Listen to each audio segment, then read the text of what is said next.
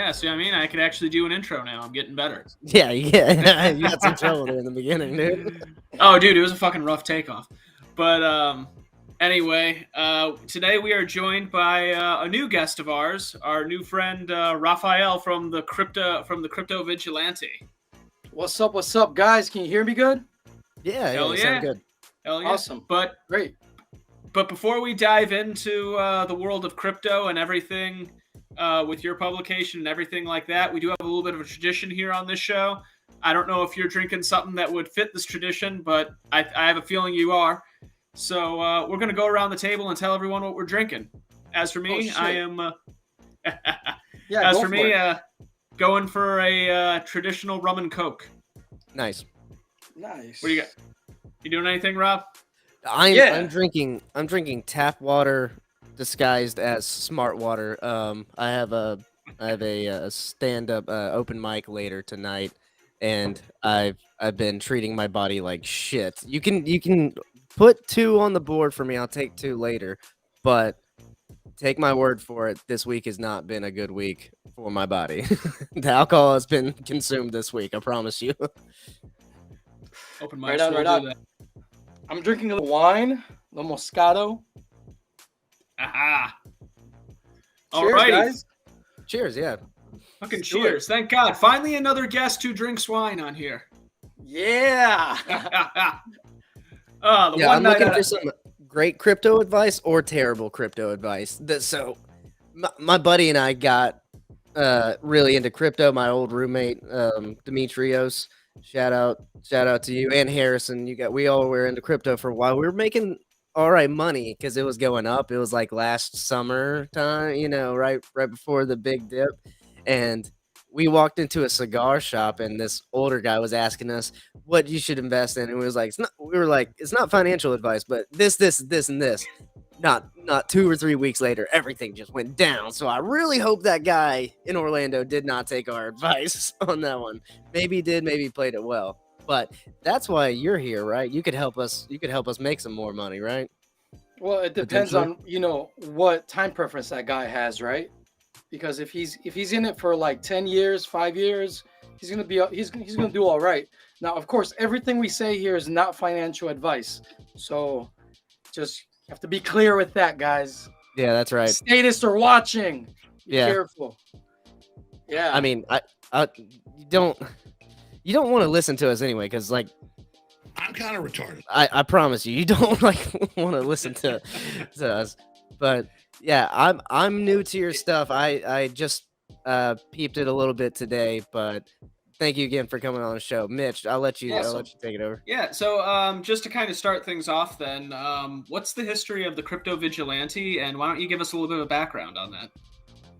So the Crypto Vigilante started as a desire that grew out of a conversation that I had with Jeff Berwick in 2013 in Miami, Florida, the day that Ethereum was announced to the world. At the time, I was working with the Bit Angels, helping early Bitcoin startups find their way, both scaling on-chain and off-chain. So Jeff was already running the Dollar Vigilante, and he's like, Raph, I really want to do a Bitcoin Vigilante. Would you be down? And at the time, I was a little, I was younger, and I wanted it. My idea was like, I'm going to take Bitcoin to Wall Street.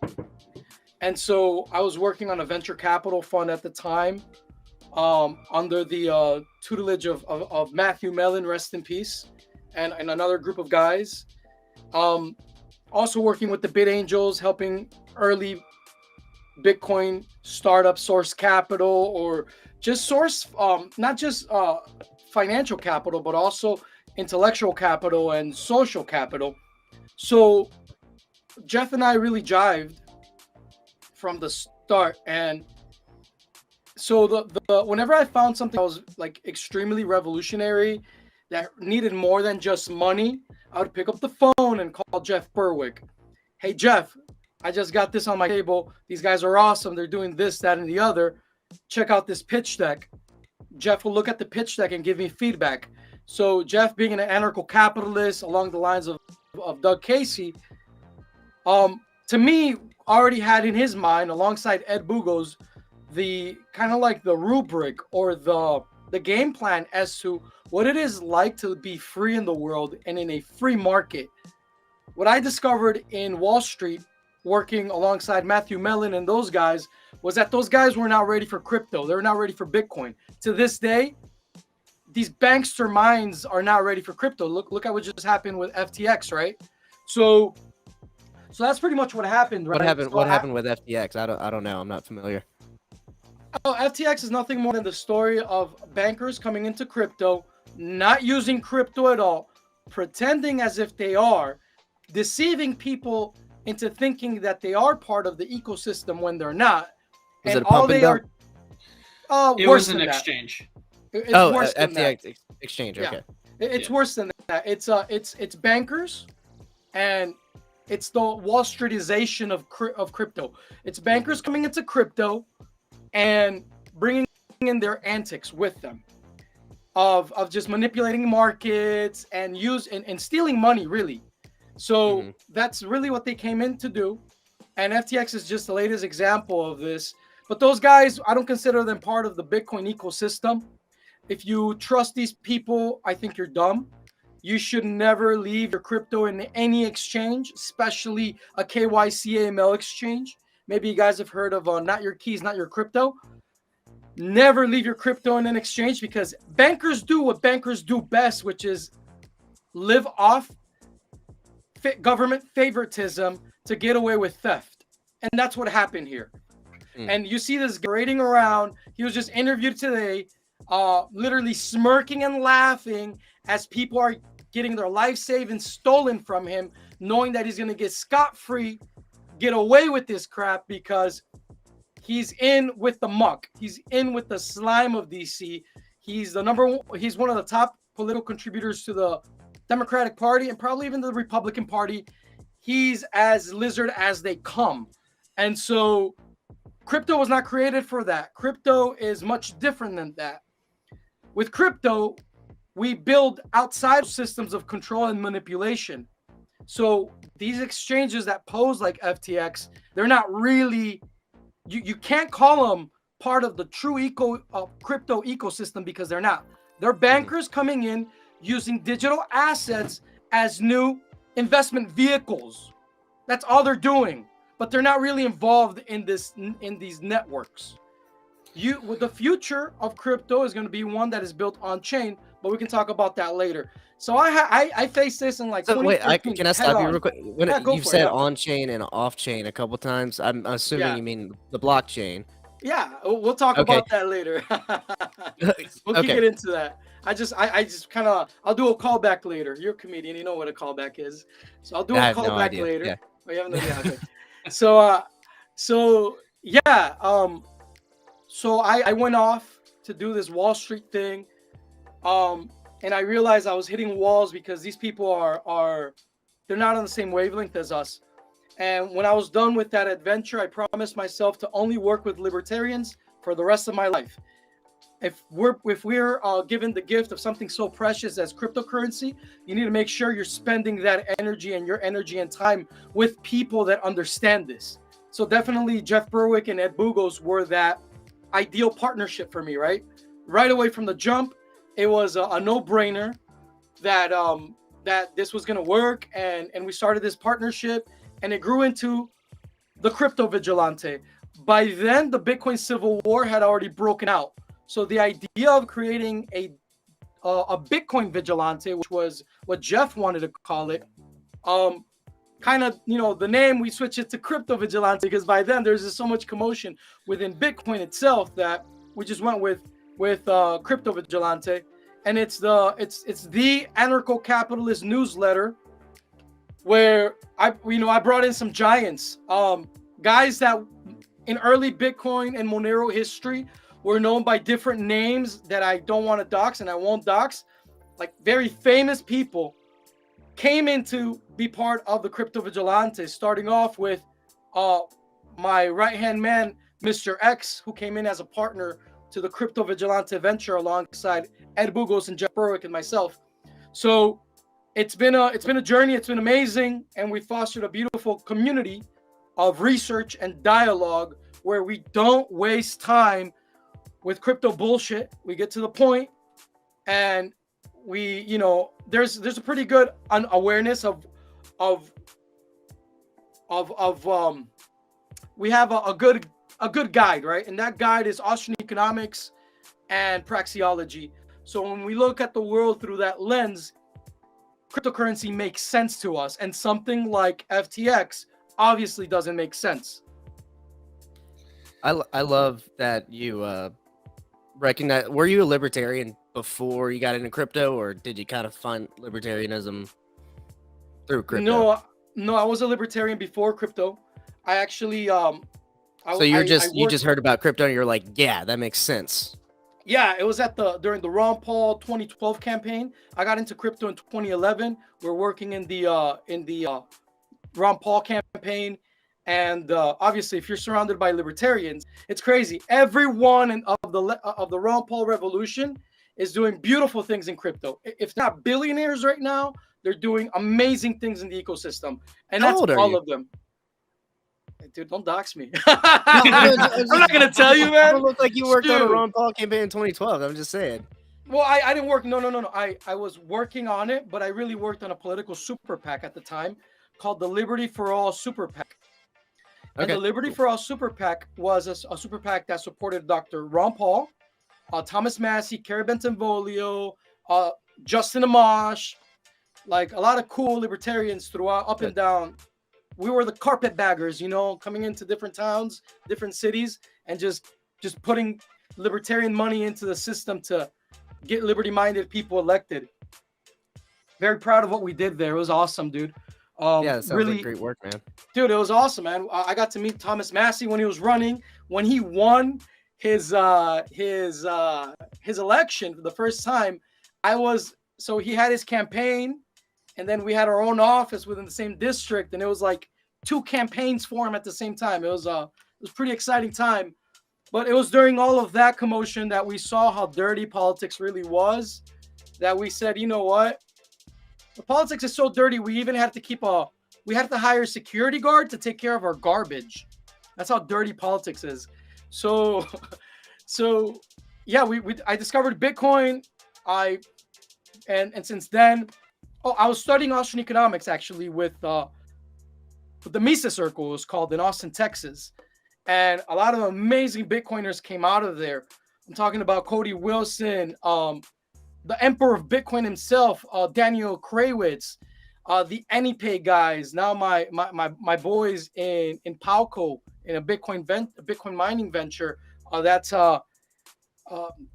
Steven Zeiler. Even other great people like Tony Lane Casserly, who went on to become the co-founder or founder of Cointelegraph, the news site for crypto. She was part of our group as well. So it was a very alive environment, and it was crazy because when we discovered Bitcoin, we had a reading group that would meet twice, sometimes 3 times a week. You know, reading like Man, Economy, and State, Power and Market, every Austrian text, we would just be tearing it up. At Brave New Books, shout out to Harlan Diedrich from Austin, Texas, for giving the Liberty community such a badass place to unite. Have you guys ever heard of Brave New Books? No, I haven't. Dude, I can't say I have. So Brave New Books was an anarcho-capitalist bookstore across the Drag, which is Guadalupe Street in Austin, Texas. And it became like a giant underground place where we would have conferences, parties all the time, gatherings, marketplaces. Is it still a thing? No, dude, it's not. But I really want to bring it back. I really want. That's one of my dreams, is to bring it back, and I want to bring it back powered by crypto alongside Harlan Diedrich. I'm already making plans for him. He's probably not even watching this. Alongside Harlan, a lot of libertarians listening to us, they probably know the name Harlan. They probably know of Brave New Books, and they know how important Brave New Books is in the history of liberty in the United States, especially during the time of Ron Paul and the beginning of this Bitcoin crypto evolution, right? So I'm pretty sure a lot of people here watching this, listening to this, know about Brave New Books. So yeah, my dream would be to see a Brave New Books in every college campus, in every state school. That would so be my dream. I would love to see You're that. kind of in mind that you want to see people exchanging at businesses crypto. You're not the whole stockpile it, build it up, or maybe both, right? What do you mean? What's your question? Are you Bitcoin? saying you want I to? think- Whenever you say you want it powered by crypto, you Oh, want buying books in crypto and stuff like that. Oh yeah, see that's the thing right there. You just hit the nail on the head. That's exactly the problem that we had and why these banksters came in and they fucked everything up by invading us with these thought patterns of this is nothing more than an investment vehicle. No, it's not just an investment vehicle. They can't steal your shit if the exchange is made on chain. Why? Because the actual technology itself provides you with the means to verify everything that is happening to keep each other honest and accountable. It literally is an accounting ledger. The blockchain got rid of the corporation. We no longer need the corporation. The corporation came from dual entry accounting. We now have triple entry accounting where the digital cryptographic receipt is shared by all simultaneously on the blockchain. So if you're creating an exchange, if you're creating any type of business that depends on an externality and you want to sell it to me as crypto, I'm going to give you the finger and send you on your way, because real cryptocurrency built on chain. And if you're not building on chain, I'm not going to trust you. Proof of reserves is the new proof of work. And if you don't have, if I can't see it, if we can't have a trustless environment, you know, the blockchain itself, a blockchain environment, then we shouldn't do business. So people that come in with this mindset of just using crypto as an investment vehicle fall into this trap of not using the blockchain. See, the civil war that we had in Bitcoin revolved around this exact topic. Do we use the blockchain or not? And I'm a big blocker to this day. And they told us you cannot use the Bitcoin blockchain. And we fought tooth and nail to this day to show the world that with the Bitcoin blockchain, you can do everything that Ethereum is doing. With the Bitcoin blockchain, you can have applications on chain. If you want to store data on chain, if it's cost efficient for you, you can do that. You can do smart contracts on chain. And so the beautiful thing is that now we see the rest of crypto waking up to that right now. And right now, we have a huge competitive market that is rising up, and it's a competitive market of those who build on chain. This is the secret. This is a secret that everyone knows, that everyone in the know knows, but they don't want you to know, and I'm gonna let you guys know what it is. It's this: Web3 can't exist without an on-chain world. Web3 is nothing more than an on-chain environment. That's what Web3 is. That's what Web3 is. Web3. Web3 is nothing more than an on-chain scale, a blockchain that scales on-chain. That's nothing. That's what on-chain is. That's what Web3 See, this is why this is why old people just give up. You know what I'm saying? I don't think there's any hope for my parents. Okay. No. It's easy. It's easy for them too. Look, man. So Web3 is just a buzzword toss around that is very ominous, almost very mysterious. But it's a buzzword tossed around by venture capitalists, techies, but they're never going to give you the secret sauce as to what it is that they mean by that, because that's how they profit, by having that differential knowledge over the rest of the market. What we do know is that in order for Web3 to exist, it needs to be faster, scalable, cheaper, and more interoperable than anything that exists in the current internet. What offers you that? What design, what network architecture offers you that? Cheaper, scalable, faster, and more interoperable. It's a blockchain. That's what it is. There's a big fight happening right now where big tech is fighting against Bitcoin's original design for this reason. It's called the COPA trial. Look it up. Now,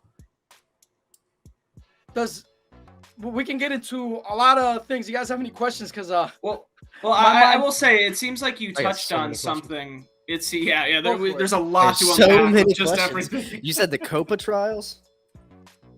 All right, Copa trial. Google Copa trial. It's See, do you guys remember when Facebook tried to launch their own cryptocurrency called Libra? Yeah, didn't they rebrand it into Diem or something like that? They can't do shit. The problem is that they can't do shit without the blockchain. And so what happened is that the blockchain that at this moment scales is the one that people hate the most, because there is a very strong concerted effort that comes from Silicon Valley in big tech to keep you from knowing the truth. And the truth is that Satoshi already gave us this. Satoshi already gave us the means to have an on-chain economy, a means to have smart contracts on-chain, a means to scale on-chain, a means to have a new world of applications driven by profit. And profit is only possible via microtransactions. That's Bitcoin's original design. So, turns out that big blockers like myself that have been fighting for this are at the point where some within the network patented Bitcoin in its original form. Okay?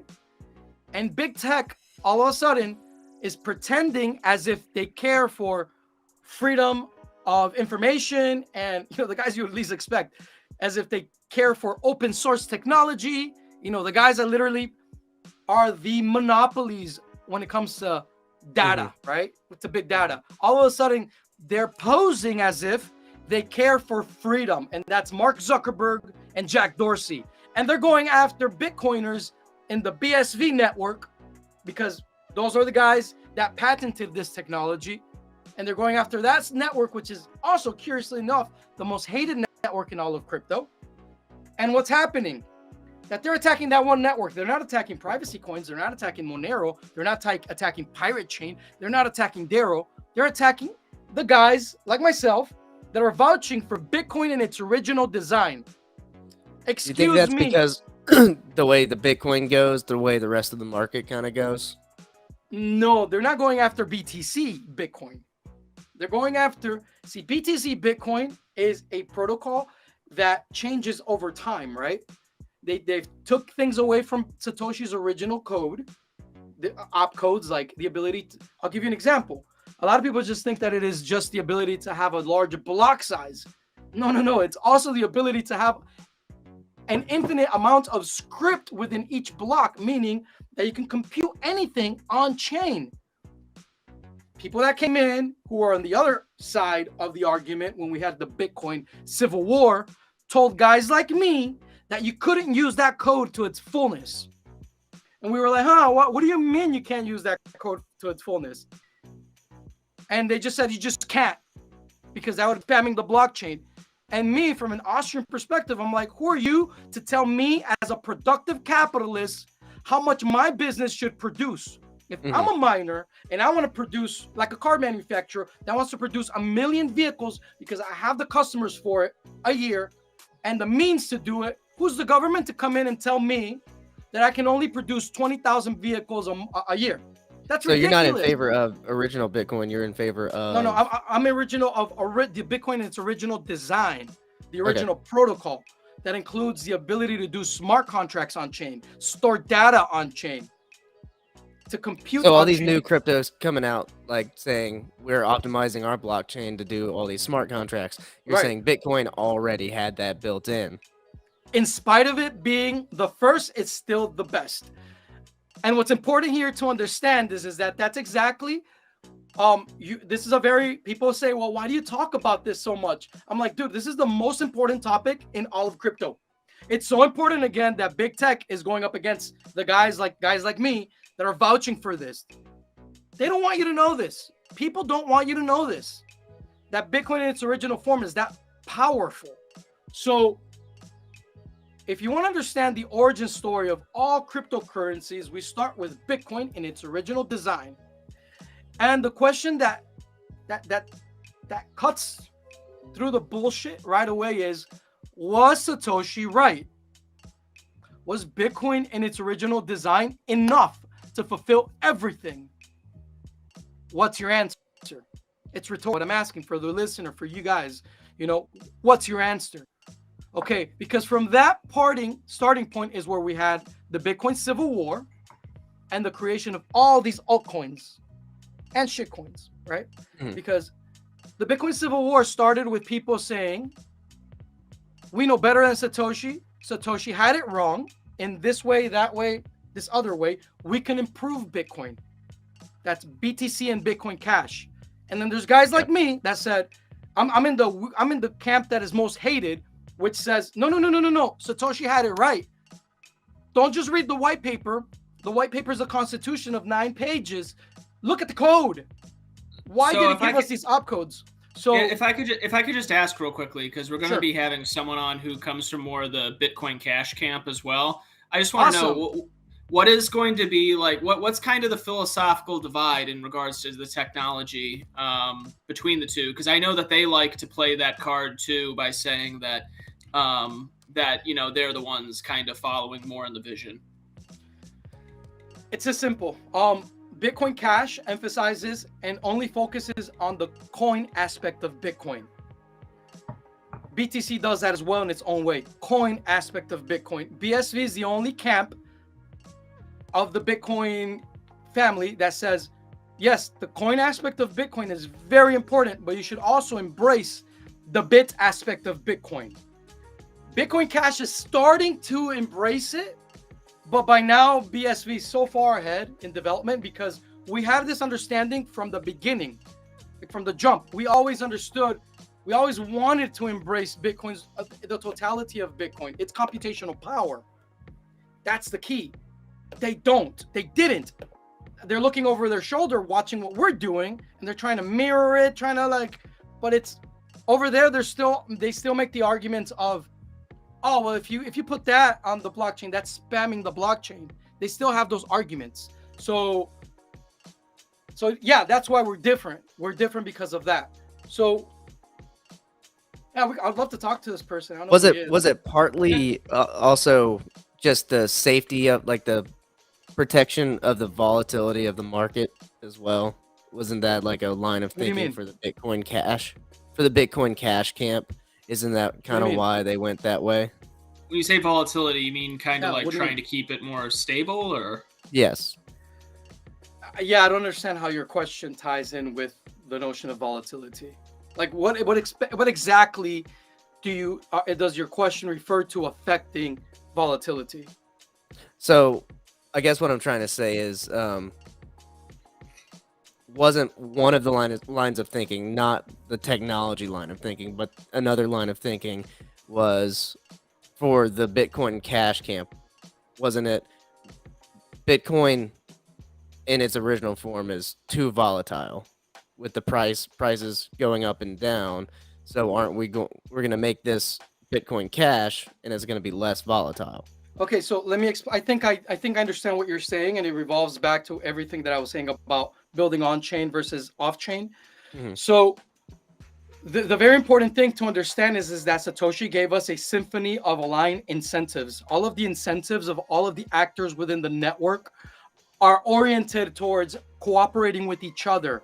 It's a competition to see who cooperates best. And within that symphony of aligned incentives, we have the Bitcoin miners, who Satoshi gave a subsidy to jumpstart the economy of the network. Okay, those Bitcoin miners are not supposed to depend on the subsidy of that Satoshi left us. The Bitcoin miners should start making. So in the early days, we would call it the golden age of mining. And that's the time when miners would make more money out of the transaction fees than they do from the block reward subsidy. BTC, Bitcoin, will forever be dependent on the block reward subsidy. Mhm. And that is for this reason why they had to change their fee structure to kind of make sense. And what they did was that they created this thing called replace by fee, which is an auctioning process that happens when transactions clog up the mempool that only transacts 7 transactions per second.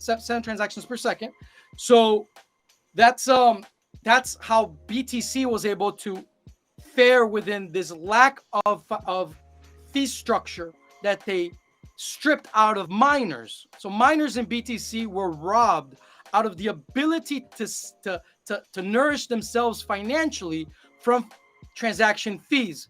Because early Bitcoin and Bitcoin in its original form, transaction fees gained by miners ran parallel with transaction throughput. The moment you had less transactions running through the network and you took away the capacity of doing microtransactions, at that moment, the miner was left with only being able to transact 7 transactions per second, and that was the cap. So how is it, BTC asked itself, how is it that we're going to fix this? Honestly, there's like actually a bunch of feds involved in this shit, leaked emails and stuff that actually put this replaced by fee crap in place by the name of John Dillion, if anyone wants to look it up. So what ended up happening is that they created this auctioning process to make up for the lack of actual fees that come from transaction throughput. So the big blockers, including Bitcoin Cash and BSV, we were like, that's bullshit. The way that the blockchain should work in Bitcoin's original form is that transactions are picked up from the mempool, first come, first serve. You know, there is no need for any auctioning process. So in Bitcoin Cash, they said, well, yes, we can scale the blockchain, but then they said only this much. Like, you can scale it, but they put limits. Central planners within Bitcoin Cash, pretty much like what happened with BTC, said you can scale on chain, but you can only do it to a certain limit. BSV says, no, there is no limit. It's unlimited. Block sizes are unlimited. Scrypt sizes are unlimited. And whenever every 10 minutes, the entire mempool is cleared out, no matter how many transactions are on chain. So it's a very important. I know people are like, well, why are you talking about this old, history, blah, blah, blah. Everything in crypto that happens over a year is old. But it's important to understand the Bitcoin Civil War and Bitcoin in its original design so that you can understand the rest of crypto. The rest of the crypto market revolves around the thesis that Satoshi had it wrong and they can do better. They're better than Bitcoin. That's what Ethereum is about. EOS, you name it, all of them. That's literally what the whole premise was. Now comes something very important. And it's something very, very important that I have to throw here. And it's the fact that when the Civil War started, those on the other side who I see as like, to be completely honest, like the small blockers, I see them as libertarians that were duped by state actors that came in posing as libertarians, using libertarian rhetoric to confuse people into creating a crippled coin like BTC. How did they do this? They achieved this by using logical conclusions that led to what we have now as Monero and Pirate Chain and Darrow. They wanted perfect cash. Again, remember I told you, they emphasized the coin aspect of Bitcoin. And they said Bitcoin is only for coin. Fuck the bit. Everything Satoshi gave us in code regarding Scrypt, computational power, smart contracts on chain, never mind that. The most important thing is money. Focus on money. Better Bitcoin in its design, in its form of money. And that's the argument, not the computational power. Yeah. Okay. Yeah, the computational power, only BSV does that. Only BSV does that. Bitcoin Cash, also, same rhetoric. Focus just on money. It's cash for the world. BTC is focus on Bitcoin just as money, as digital gold. The cash aspect will be dependent on an externality that's a second layer, right? So both camps focus on that. And that to me was a psyop. Listen up. That was a psyop. It was a psyop because that did away with the computational power of Bitcoin. And their focus by using libertarian rhetoric was to focus on the coin aspect of Bitcoin in their own way. And by doing that, they ended up having a shit version of Bitcoin, to be honest, because if you really want digital gold and digital cash, the cryptocurrency needs to be fungible. And Satoshi never, ever gave us a cryptocurrency or a crypto network that is anonymous or private by default at the protocol level. He never gave us that. He gave us something that was pseudonymous. And you have to envision, well, why did he give us this? But then when you study everything he gave us, not just you nitpick what you think what you want to make out of this, but you actually take the whole thing. the whole code, you realize he gave you a new internet. Bitcoin in its original design is a new internet. And as a new internet, it can't be completely private by default in its design.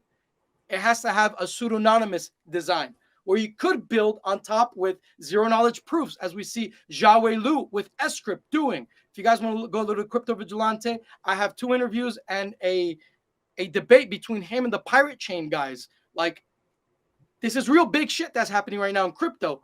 But the most important thing is that both BTC and Bitcoin Cash, both of them desire to be Monero. Truly speaking, what they want to, their idea of what they have been wanting to turn Bitcoin into is what Monero already is. And Monero is a super private cryptocurrency. Correct. 100%. Yes. Correct. Yep. And so then you have more exotic technology like Pirate Chain that focuses on zksnark's it's Zcash with Z transactions by default. You know, also a competitor of Monero. Then you have a sandbox that comes from the Monero community that is fun, and they play around with like what their technology could be in the future, and that's WoWnero. And then you have this. Have you heard of WoWnero? No, I haven't heard of WoW. I've heard of Sandbox though. I have heard of Sandbox. No, I use sandbox as a metaphor to play with, right? And then there's I think one of the coolest things out there right now is Dero, Dero. And so Dero is a smart contract protocol that is private by default. So it's, think of everything that I just explained with Bitcoin's original design and BSV, but now it's Dero is on-chain, interoperable, open source like BSV, but it's also private by default. And it really is, in my opinion, the unicorn in crypto right now. Dero, Dero. It is the unicorn at this moment. I have to look that one up because that's the first I'm hearing of that one. Bookmark it. So I just want to do this real quick. I'm gonna name a couple cryptocurrencies, and I want you to tell me if you think they're good or bad, and then just like briefly why. Right? Okay. So okay, this is gonna be funny. XRP. Horrible. Banker coin. Kiss ass. Gotcha. All right. Ethereum. Where do you think Ethereum lies here? Poison. World Economic Forum. Lizards. They eat crickets. They wear masks, and they're all jabbed, and they're going to be dead within 5 years, I think, because they all got the jab. All right. DeFi coins. It depends on them. I mean, DeFi coins. I mean, it's just as a whole, generally DeFi. To me, the best DeFi coin in the market as a coin is Monero. Monero is decentralized finance, right? So Monero, you think Monero it's a buzzword? Well, DeFi is a buzzword, and what does it mean? When you saw Celsius, people considered it DeFi, but in reality, it was another banker coin, right? FTT, a banker coin. The BNB from Binance, that's a banker coin. If it's not something that comes grassroots on chain with strong fundamentals, stay away from it.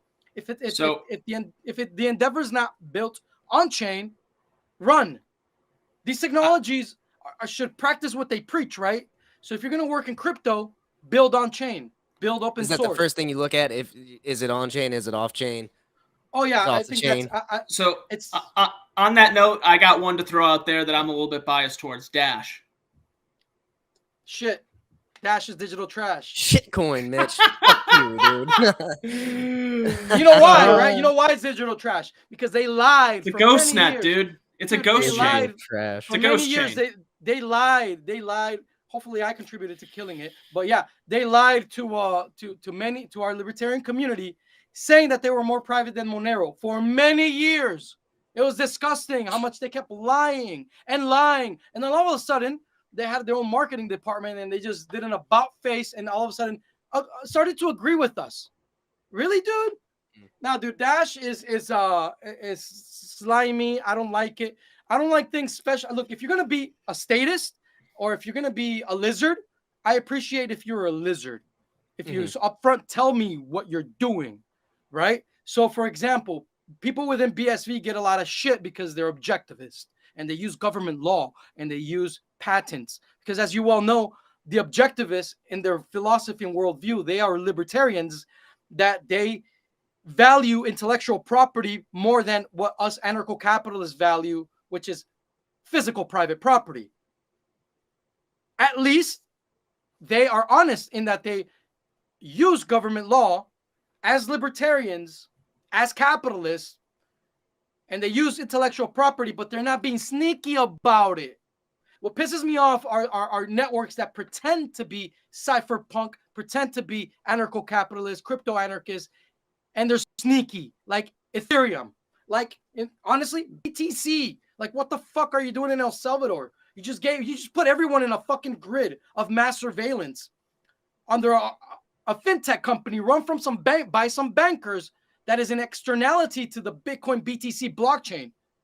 So anything that happens on Strike, for example, is a centralized database, and the entire people of El Salvador are being tracked and traced on a centralized database. It's ridiculous, dude. It's fucking ridiculous. And that's what pisses me off more is bankers that pretend to be cypherpunks. So yeah, keep going. Give me some more. You got some more, Litecoin. Mitch? Otherwise, I do have a kind of a category of questions I want to get into. Wait, he said Litecoin? Yeah, I figured might as well just go for the jugular on that one. Fuck, that's shit. Always been shit. The only thing Litecoin had, no, it never had anything, bro. It's bullshit. It's shit. Yeah, for a time there, it was very much the number one cryptocurrency, no, second most used, second most used in Bitcoin ATMs, and that's because we had the Civil War, so people were like, we'll use Litecoin to cash out of crypto, but out of ATMs. So you saw Litecoin a lot on crypto ATMs. That's the only thing that Litecoin ever did that, in my opinion, had any merit. What's up? What else? Well, I do have something here from one of our co-hosts who can't make it on. Go ahead. Oh wait, are you talking about what I posted or Tim? No, I was talking about Tim. What Tim just put in the comments there, because I know he can't make it here right now.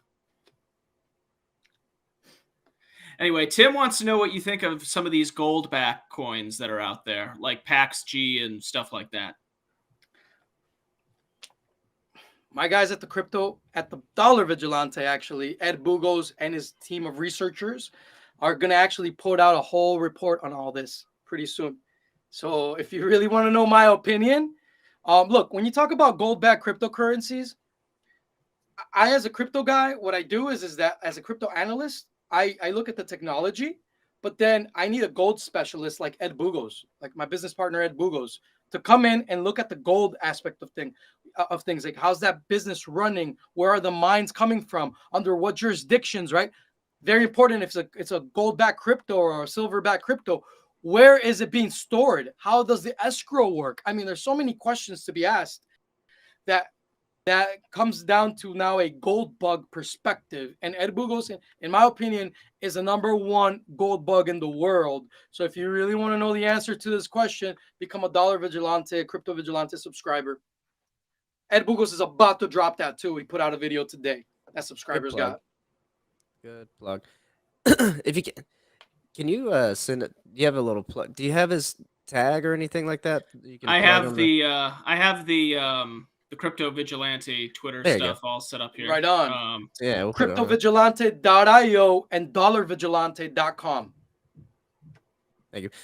Okay, so I want to ask, what are your fears? Do you have any fears, as in like government regulation that could come in and ruin all this? China and Russia, the manipulation of the currencies, right? Not anymore, guys. I've seen the light. We're here already. You guys, you're there already. you're in it, dude. I'm gonna give it to you guys. And as libertarians, we should think really highly of ourselves. Okay, it really doesn't take that many people to change the world, especially in crypto. An example of that is in the network Solana, for example.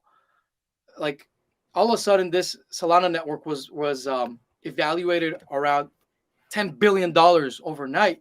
because these dudes, these guys, these entities were creating awesome applications on the Solana network, showing off the Solana power. Although I don't like Solana because, you know, to me, it's an inferior design to Bitcoin's original form. It crashes all the time, whatever. They were still showing cool things, right? And lo and behold, it was just one guy the whole time. And I've seen this, guys. I've seen this. All it takes is one person or that is motivated, and they can just, my God, dude, it's you don't need that many people to reach hyper Bitcoinization. Hyper Bitcoinization is going to happen soon. I don't know exactly when, but when it happens, it's going to happen really fast. And by that, you mean the price is just going to skyrocket up. That's going to be an effect of it. Yes. Yeah. And I'm not necessarily talking about BTC. I don't think hyper Bitcoinization is going to happen on BTC personally. I think it's going to happen on something like Dero, DERO, or BSV. Bitcoin Cash has a chance if he gets his shit together and actually compete with BSV in the computational aspect of Bitcoin, but they're too far behind. I don't think they're going to be able to. Mitch, can you play that video? Because I want Raphael to kind of give me his take on what's going on here, opposed in the private chat. Which, give me 1 second here. I pulled this up. Yeah, so in order for video that's dropped in there? So in order for hyper Bitcoinization to happen, since it's going to happen so fast, it needs to be within a network that has the computational power to sustain the entire planet right away. And the only network of computers that is capable of that right now is a SHA-256 algorithm. So it's at this moment, if hyper Bitcoinization were to happen, it has to happen either on Bitcoin Cash, BTC, or BSV. Okay, because they all share the same miners. So this is the video that Rob had in question. I guess this, just from the video title, it allegedly is showing he's whale dumping Bitcoin. Right. Have you seen this? Have you heard about it? Is it fake? Is it real? I honestly don't care, man.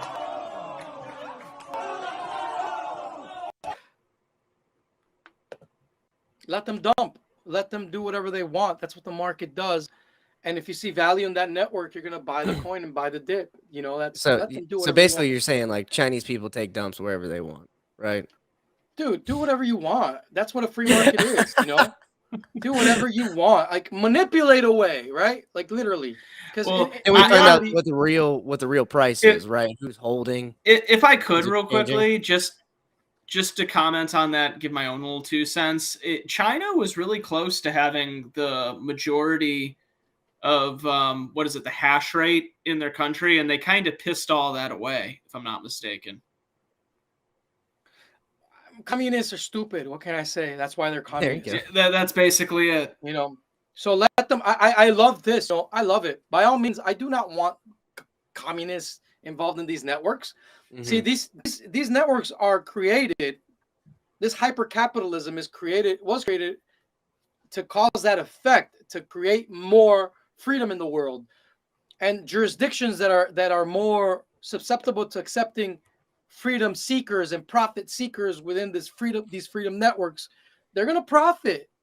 So this is always going to be an incentive for nation states and jurisdictions to free their markets more and more every day. And if you don't want to free your market, I don't care. I'll just go somewhere else where they will take my money, where they won't harass me, where they won't steal money from me through taxation. I'll just go there as an entrepreneur. It's that simple. It's a global network. You can't stop it. You can't regulate it away. That's the genius of this. Mm-hmm. You know? So it's and I agree with you. I was just very curious on what your take was there. Look, right now in China, what's happening is that it became very agorist.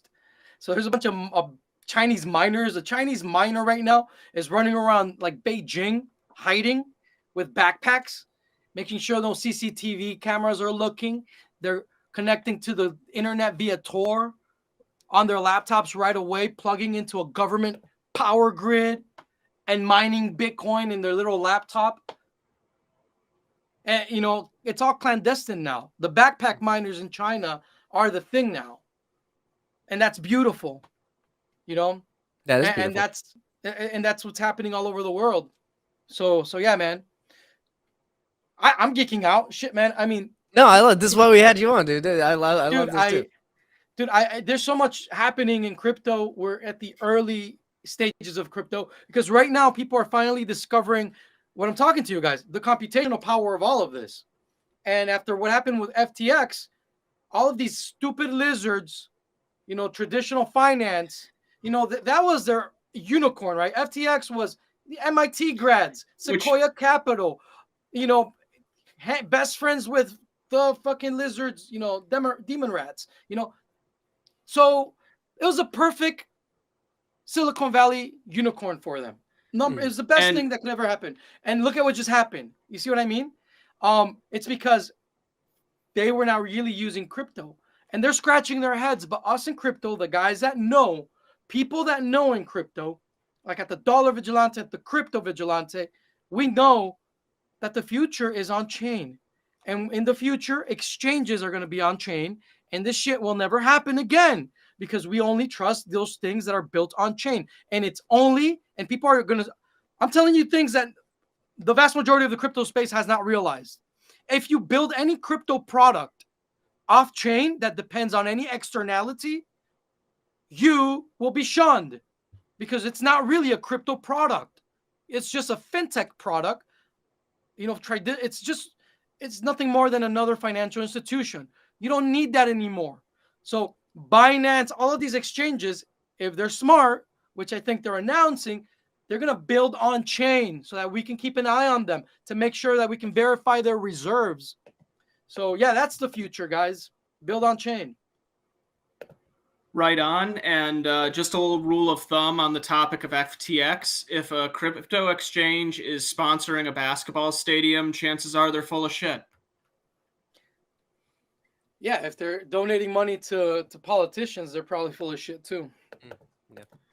A bunch of funny rules of thumb. Anyway, here's just a question from our buddy Leighton. I believe he had Kurt on not too long ago. Yeah, go follow his podcast, Outlaw Thoughts. Good podcast. Oh, great guy. Hell yeah. But here's just a good one I think we'll do to close out the hour on. Can you explain how the crypto market can gain a stable placement with the majority of cryptocurrencies being dependent on the fiat dollar?